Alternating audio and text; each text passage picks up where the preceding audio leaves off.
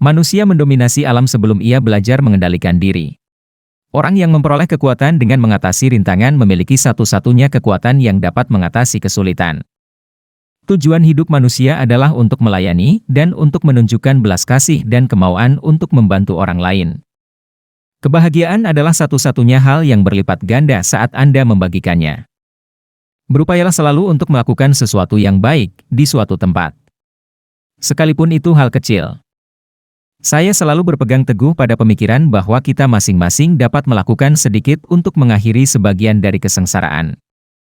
Jika seseorang kehilangan penghormatannya untuk bagian kehidupan manapun, ia akan kehilangan penghormatannya untuk seluruh kehidupan.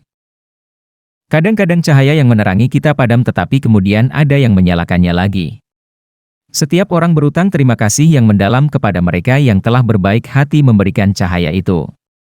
Doa tidak mengubah dunia. Tetapi doa mengubah orang dan orang mengubah dunia. Kebahagiaan?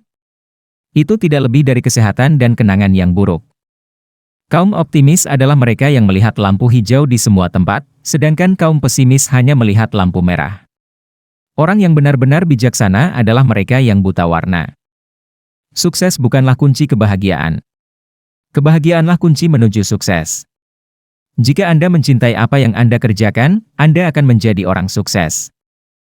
Mereka yang menghormati kepribadian orang lain adalah orang-orang yang benar-benar berguna.